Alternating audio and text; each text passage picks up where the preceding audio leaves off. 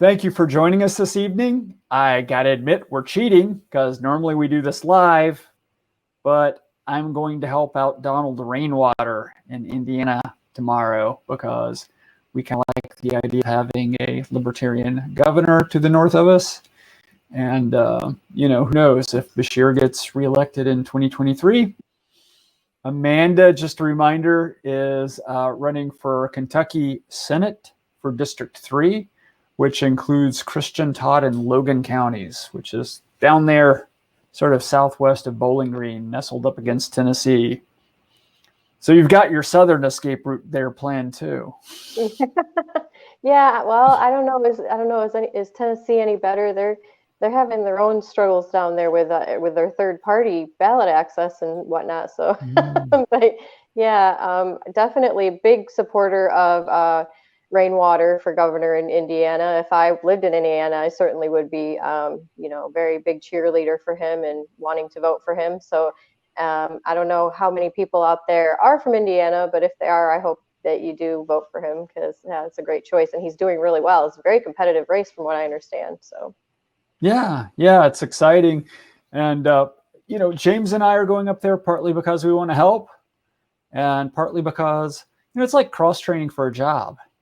You visit a different kitchen or you visit a different factory. In this case, we're visiting a different campaign, see how they learn how to do things and, compare notes. And then we're going to swing south at some point. We need to sort out when. And we're going to do some door knocking with you. That's going to be fun. Yeah, I'm super excited about that. I can't wait. Yeah. I've been enjoying it. There's been so many people who they're just excited to have another choice. And that's, not everybody. Most people, frankly, just aren't home. But you hit upon that person whose attitude is just, oh, thank God, and it's like, wow, that maybe makes the year worth it. Never mind the last 5 houses where nobody was home. So that's awesome. So we're gonna do that. Anyway, you said you wanted to talk a little bit about small business and. I think you're going after the impact of the COVID response on small business. Yes. So I've been appalled over the past 6 or 7 months since this all happened. How it just seems like small business was trampled on here in Kentucky versus the big corporations, that were allowed to stay open, Walmart and Home Depot and all of those big real retailers that, right. They were allowed to stay open, just, mandate mask wearing and social distancing. And yet those same liberties weren't afforded to small businesses. A lot of small businesses are never going to recover from this.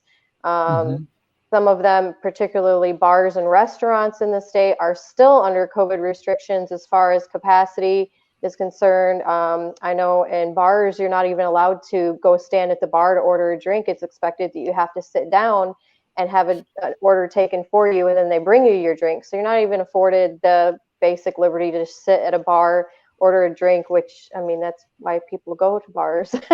So it's just silly to me that we're in October now, middle of October, and we're still dealing with this.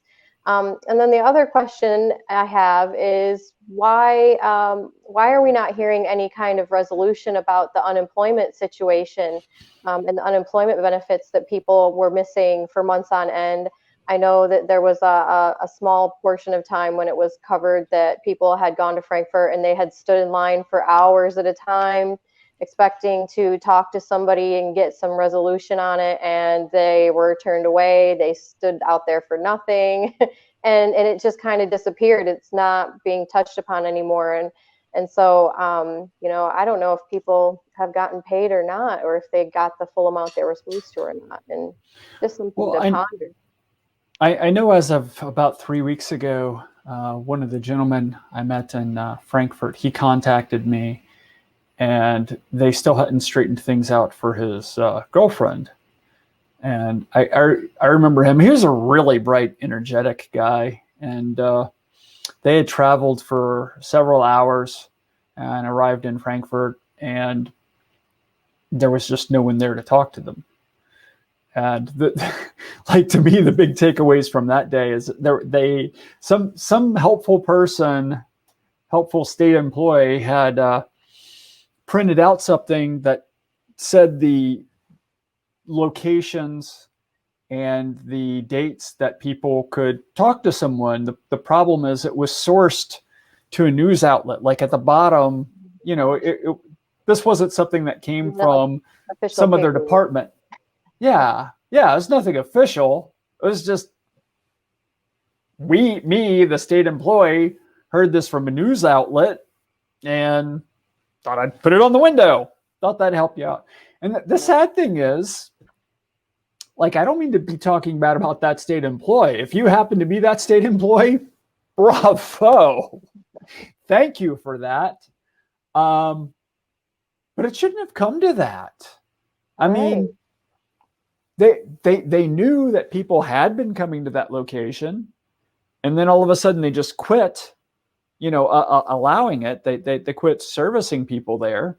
They didn't give any notice that they were going to, and they didn't leave any formal information on where or when the people could go. And instead, you had a security guard who worked in the building who would come out. Like, he would wait until, some number of people would be there, and he would come out and talk to people and tell them what was going on.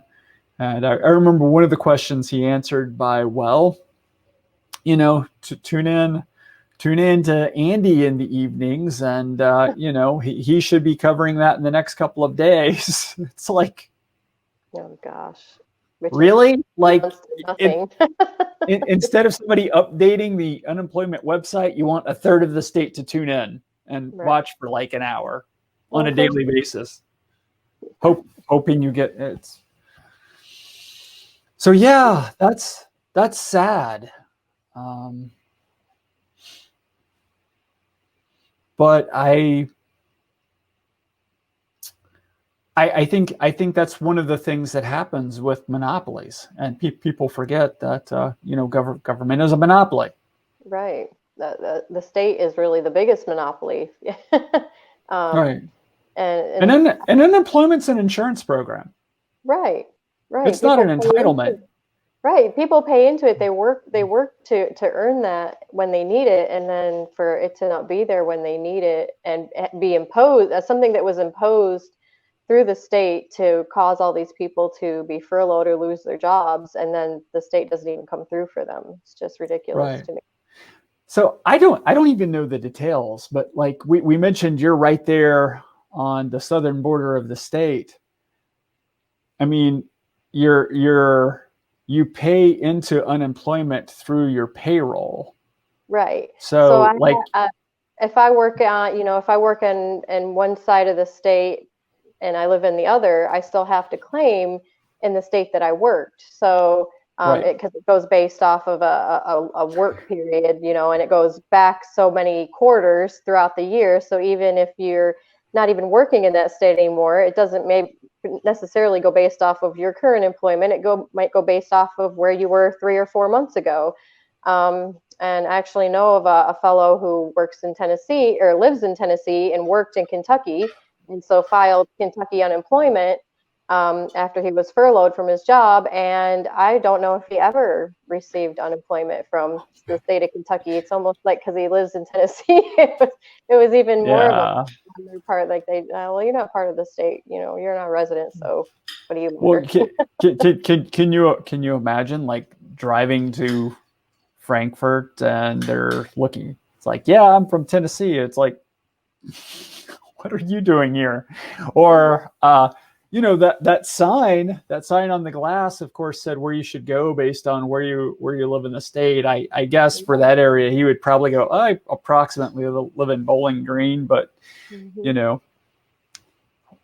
where's Tennessee people supposed to go? But yeah, so it's not a charity. It's not, it's not like a welfare program. Right. It's unemployment. is Yeah. insurance. It is Mm-hmm. insurance. And for whatever state you're working in, you only get one choice of which insurance program you're buying into. And if they don't live up to their part of the bargain, too Yeah, damn you're bad. just out of luck. Yeah, you're just out of luck. So sorry. Find a different job, hopefully, maybe. Not at a small business, Yeah, though. no. Yeah, and if anybody has any information about that or wants to chime in, just send me a message on my Facebook page. I would love to hear what the resolution has been months later, if there has been one, or even if there hasn't been. Just curious about that. So, Yeah. Cody, ping Amanda. I'll okay. end up sharing this with Cody, and I bet Cody will let you know what's going on. Speaking of choice, school choice is one of your big things. Yes, spoken on it before. I'll keep speaking on it because it is a very personal um, issue for myself. Just a little backstory that I did homeschool my children for 6 years when they were younger through their elementary school years, basically out of necessity because I didn't have much choice as to where to send them for public school or outside of the home. Right. And so now I find it kind of ironic that the public school systems in the state have branched out to offer the non traditional instruction, which is, of course, learning at home via Zoom or Google Classroom or whatever it is that they use on their laptops at home. Right. And in Christian County, they have a staggered week schedule. So my kids go to school 2 days out of the week, and then the other 3 days they do non-traditional instruction at home. So it's mixed right now, which I don't know if it's good, bad, or otherwise. I think it's still a little too early to tell. My kids are doing okay with it, but that doesn't mean that everybody's kids are okay with that kind of a disjointed, unstructured learning. I feel like it's, you know, I mean, kids adapt pretty good, but some may have an easier time adapting than others. So I'm just curious to see how people are doing with that. But I am glad to see that they expanded that capability. I feel bad that it took a pandemic to make it happen. So, Right. And I mean, there's some countries in South Asia, and I'm not naming the country because it's been a while, and I'm likely to get it wrong. Yeah, to heck with it. I think it's South Korea. Um, but anyway, there's definitely some South Asian countries where teachers there make really good money because they have these online courses right.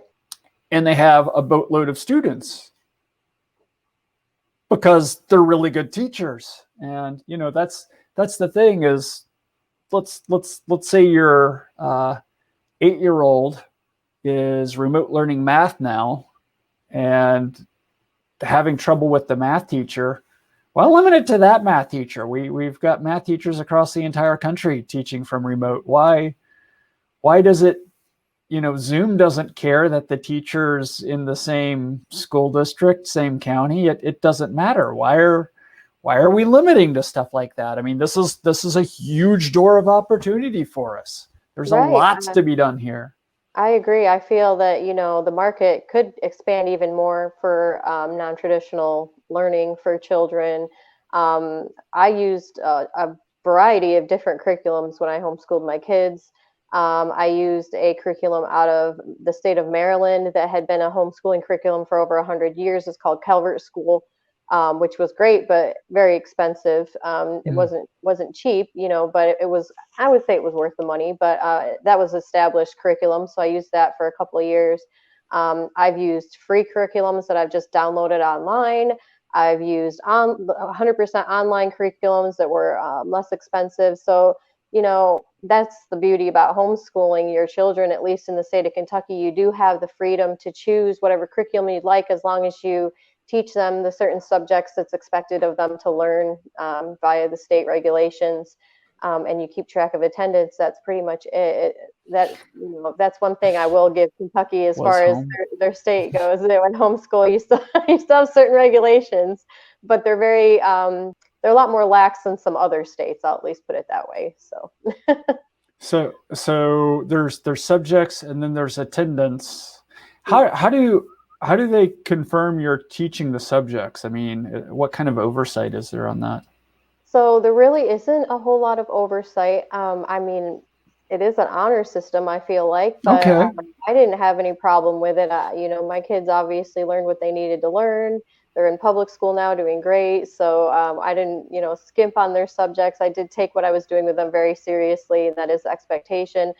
You do have to submit a letter of intent when you go to homeschool your kids. You have to submit that to the school district in which you reside, and it essentially lets them know what you're doing and kind of gives them the ability to check up on you, I guess, if they would like to, which I never had to deal with that. I never had anybody knocking at Mhm. my door or contacting me saying, "Hey, show me what you're doing in your school." Um, but it is a possibility. So Um, so maybe conceivably problematic school districts, hypothetically. yes. For all you know, every school district in Kentucky is awesome on that. But it's still good to note though, because that's one of my recent pushes is we need to be more involved in local government too. Right, right. And there's some really great resources out there for parents. I know there have been some school districts I've seen across the state that have kind of tried to overstep their boundaries a little bit as far as encroaching in homeschooling families, private lives, and things. Luckily, there are some organizations out there that do offer homeschooling families protections. There's a homeschool legal defense association that exists that you can sign up for, and it kind of puts you in direct contact with lawyers that can help you make sure you understand your rights and that you're doing everything right, but also the district that you reside in is not trying to overstep and put themselves in your lives as you're teaching your kids. So it is that's the thing with homeschooling is that you have to know your rights. You have to understand what's expected of you from a homeschooling perspective.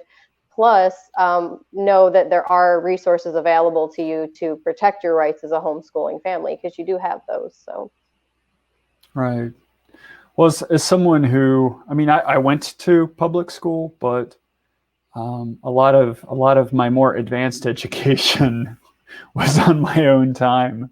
right. Um, so yeah, I'm a huge fan of school choice, and then quite the pivot. But one of the other hot topics with you, I think it's how we originally contacted you. Is originally we were like, hey, who are we going to run against this guy who single handedly stopped HB 136? Yes. So HB 136, of course, is the medical marijuana bill that was put on Westerfield's desk as part of the Joint Judiciary Committee head, and he sat on it this past spring, late winter, early spring. I watched it because every year that it's come across, I believe Senator Perry's one of them that is very pro medical cannabis in the state of Kentucky, and he's done a lot as far as trying to push legislation, and it just stalls every year. And so I, wrote Westerfield and I said, "Oh, I really love it if you support this." And it didn't go anywhere. And that kind of got me thinking and spurred me into this running for office. So, yeah, so of course, I'm a very big supporter of medical cannabis.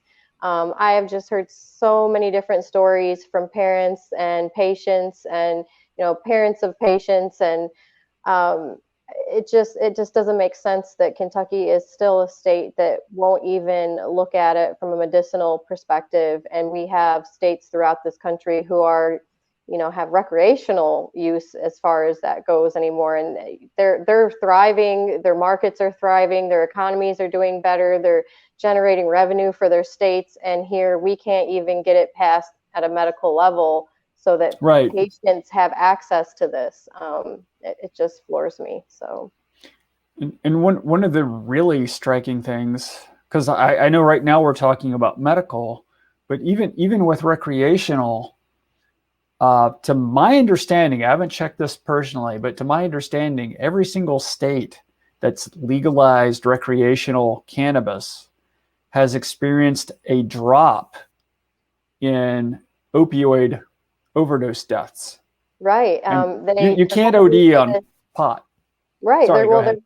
they're calling it the exit drug. So Right. people are using it as a therapy to get themselves off of narcotics. And um, Kentucky has a huge opioid problem. And so to me, it makes it even sillier that this hasn't been passed so that it can help on that level as well with, removing this addiction from people, helping them to get better.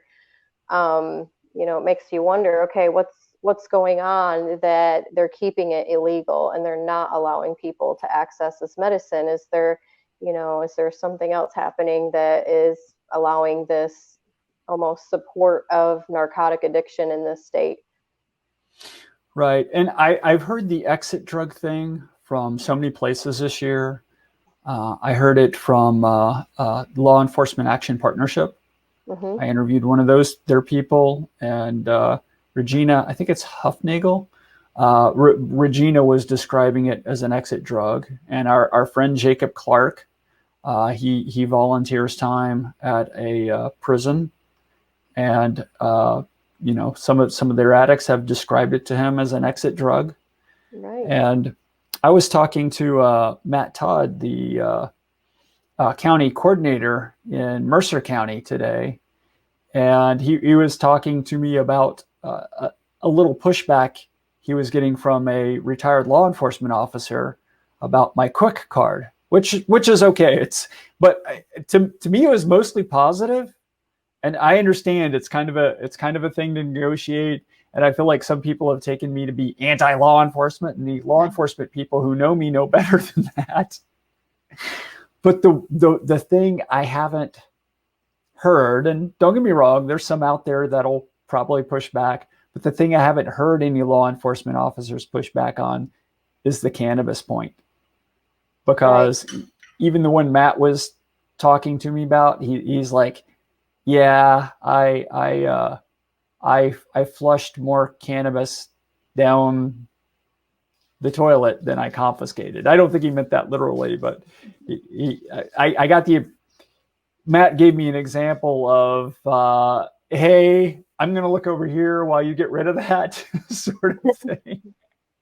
Right. I mean, I've heard stories from law enforcement as well about how, a lot of them have, I don't want to say they've stopped enforcing it, but, they just think it's a silly law that they shouldn't have to deal with anymore, that they should be allowed to work on, actual violent crimes and leave the cannabis users alone because they're not violent criminals for the most part. Right. The majority of them is possession charges. And I'm sorry, but to me, that's a victimless crime. So let's, legalize it. Let's allow law enforcement to work where they need to work and take that issue away from them. And then as far as qualified immunity and things like that, I'm 100% in agreement with what you have on your site for qualified immunity. And I am pro law enforcement. We need law Sure. enforcement in this country. I mean, it's not like we can just say no more police officers, but we have to find a way to make sure that they're being held accountable, and that just like any other serious job like that they're upholding their own ethics when they're on the job, and they're not doing things to harm people more. Right. So. Well, like David Patterson one day told me about this guy that he was arresting for a very good reason. It was, now David has to arrest whoever he has to arrest, but this particular one was a really good reason that I think every libertarian would go, yes, that is why we need law enforcement. But this guy was just terrified, of David, and until David actually got him in handcuffs, and got him. I can't remember if it was in the cruise or whatever, but it was basically the scenario of the guy could see, oh, I'm restrained, and this guy isn't pepper spraying me or tasing me or beating the crap out of me. But that point before that abject terror, that is danger. That is dangerous. Yeah. Terrified people are dangerous people. Mm-hmm. Somebody calmly holding a shotgun, probably not dangerous. A person who's terrified, they're dangerous. I don't care what they're holding, they're dangerous. Right. So right. I feel like people in law enforcement probably know this. I mean, I expect that law enforcement officers broadly detest bad law enforcement officers too. But for some reason, they're expected to tolerate them. And for some reason, some of them do. Too many of them do. Right. Well, it's unfortunately, I think with the current climate in this country now, law enforcement overall is, guilt by association. You've got It those is. bad apples that have ruined it for everyone. I'll be the first to say I know a guy who has a criminal justice degree and decided he didn't want to get into law enforcement because of the climate in this country, that it's almost Sure. too dangerous to be a police officer right now. And that's sad because the people who actually do want to do that job and want to do a good job at it and actually want to make it a positive change in their communities, now they're being pushed away from that career path because of what's happened with these bad apples. So Right. if we can just put some accountability in there and allow, these departments to hold the bad apples accountable, then we can start to change that viewpoint with people. And I'm afraid the current climate does more to deter the good actors than the bad actors. Right.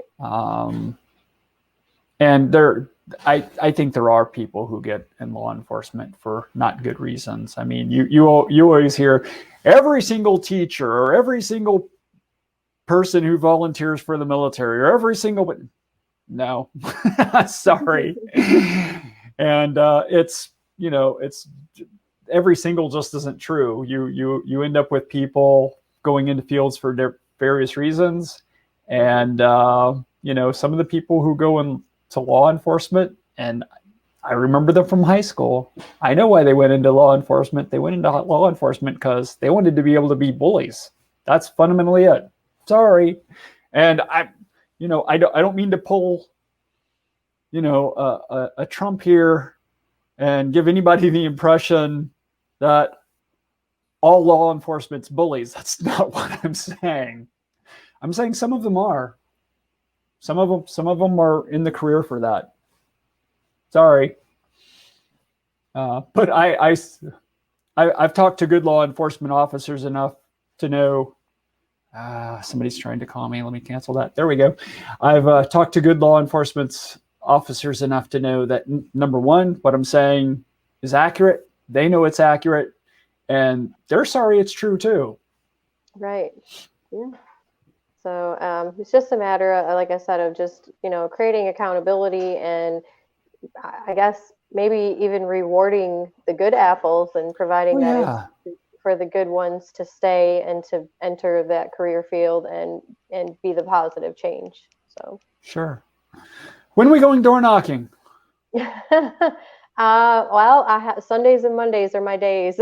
So wanna pencil in like I don't know, which do you prefer? Want to pencil in this? I already know, like, we'll lose Jacob and Randall on door knocking if we door knock on Sunday because they go to church. Yeah. So you want to kind of pencil it in for not tomorrow, but next Monday? Yeah. Why not? Yeah. Mm-hmm. Okay. Cool. So if you want to join us on door knocking, let Amanda know, and I'm gonna see if I can get us set up with eCanvasser.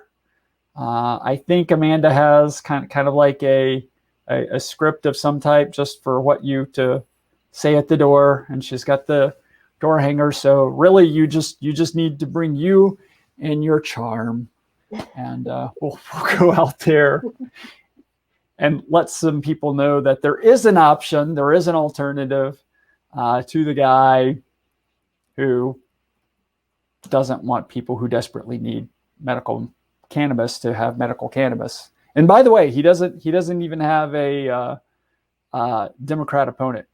Does he? No. It's a two-way race. It's a two-way race between me and him. Yeah. Right. So, man, I think to a large degree, we just need to educate Democrats in those counties. Do not check the big D thing at the top. You're going to want to go row by row so you can vote against this guy. Yes, no straight ticket voting. Vote box by box, section by section. Even though I will vote for every single libertarian on my ballot, I would still vote section by section and will not just vote the straight libertarian ticket. So I still have a Republican, because if I can't vote for a person, even if they're the only option, I don't vote, just to make it clear, or maybe I'll write a note off to see what the option is. I still have a Republican I need to research. And if I can vote for her, if I can go, close enough, I'll vote for her. But I've still not checked her out yet. I gotta check her out. I got a couple of weeks yet. And I encourage everyone to do that. Even me, if you're in my district, don't just vote for me. Check me out. You may hate me. That's okay. That's okay. But if you can't find anybody to vote for, run. That's what I did. Exactly. That's what I did. So there we go. Mm-hmm. All right. Amanda, thank you for joining me yet again. And I'm really excited to get down there and help educate people about the alternative option, the extra option you're bringing them. So thanks for doing that, by the way. Thank you so much for having me yet again. And I look forward to the door knocking and just spending some time out and about and getting through the rest of this election season. So hopefully we can make some real change in Kentucky. Thank you. And thanks for joining us. Have a good night, everyone.